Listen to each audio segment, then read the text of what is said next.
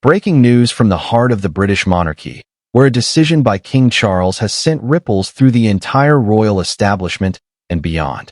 The shock is not just in the action itself, but in what it represents, a shift in tone, a message of control, and perhaps even a warning.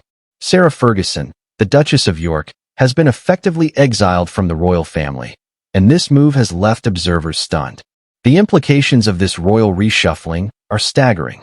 While her former husband, Prince Andrew, faces unprecedented consequences for his past controversies, Fergie now finds herself completely shut out. No royal residence, no official role, and seemingly no royal future. This is not just another quiet adjustment within the palace. This is a full-scale royal restructuring that has left many wondering just how far King Charles is willing to go to redefine his monarchy. According to insiders, King Charles has formally begun a process to strip Prince Andrew of virtually every symbol of royal privilege. The titles, the honors, the traditional style of His Royal Highness, all are being methodically taken away. Andrew will now be referred to simply as Andrew Mountbatten-Windsor, a name that carries the family lineage but none of the prestige that defined his life for decades. The transformation is both symbolic and practical, a complete downgrading of his public identity. Even more, he's being forced out of Royal Lodge, the sprawling Windsor estate that he has called home since 2003. It's a property that has become synonymous with his post-divorce life, a refuge of sorts where he and Sarah Ferguson continued to cohabit despite their formal separation. Now, the Duke, or rather, the man once known as the Duke, will be relocated to a smaller, more modest property on the Sandringham estate, far from the royal heart of Windsor. And here is where the story takes an even more dramatic turn. Sarah Ferguson, who moved into Royal Lodge with Andrew in 2008, 12 years after their official divorce, has found herself left completely out in the cold. Despite their unconventional arrangement and their continuing closeness, the palace has made no provision for her future residence. None at all. While Andrew is receiving a home privately funded by the king, his ex-wife has been told to make her own arrangements. The official reasoning given for this cold shoulder is that she is not a direct member of the royal family. But behind that formal explanation lies a tone that feels much harsher, one that suggests deliberate distance and quiet punishment. Many observers believe this is not simply about housing or royal titles, but about optics, image control, and the unmistakable message that the new king will not allow the monarchy to be tainted by the scandals of the past. It's important to understand just how significant this decision is by looking back at Sarah Ferguson's history with the royal family. Ever since she married Prince Andrew in 1986, Fergie's life has been a whirlwind of glamour, controversy, and public scrutiny. Her marriage was once a fairy tale, full of charm and laughter, but by the 1990s, it had crumbled under the pressures of media exposure, royal expectation, and personal missteps.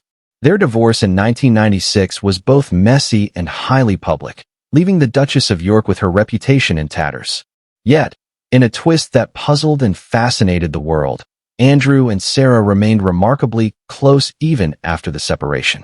They continued to attend royal events together, they vacationed as a family, and they shared holidays at Sandringham and Balmoral. Many found their friendship refreshing, a sign that love and loyalty could endure beyond a failed marriage. Others saw it as a strange and lingering dependence that blurred the boundaries between royal duty and personal attachment. For years, the royal family tolerated this unusual setup.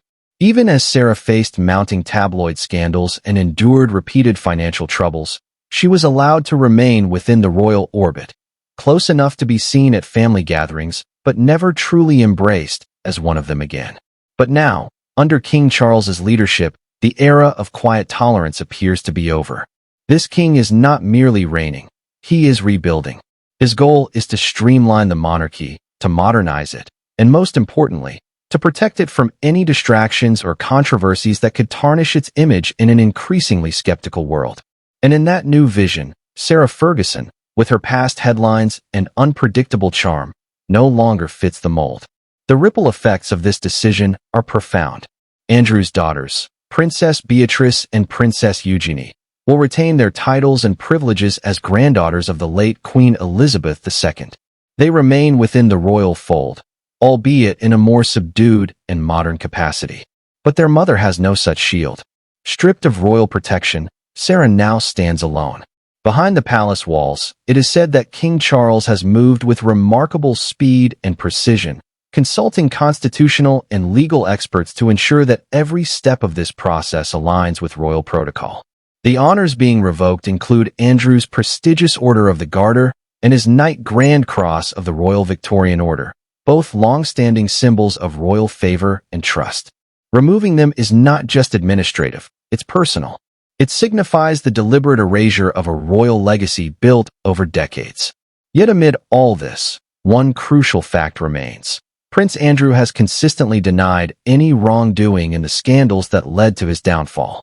But denial is not enough to restore credibility, and King Charles seems determined to make an example of what happens when the royal image is compromised.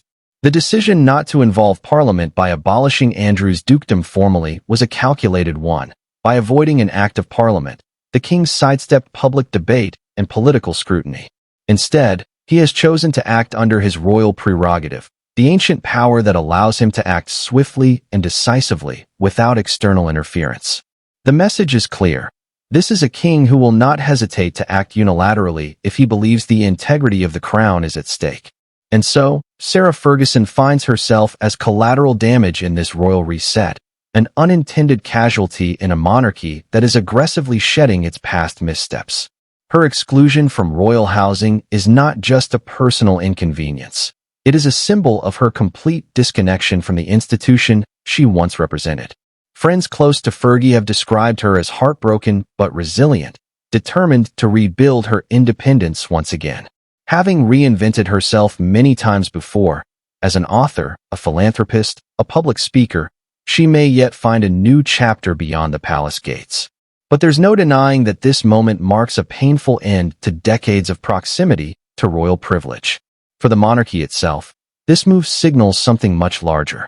King Charles is drawing clear boundaries. Loyalty to the crown is conditional, and those conditions do not extend to former spouses or figures with complicated histories.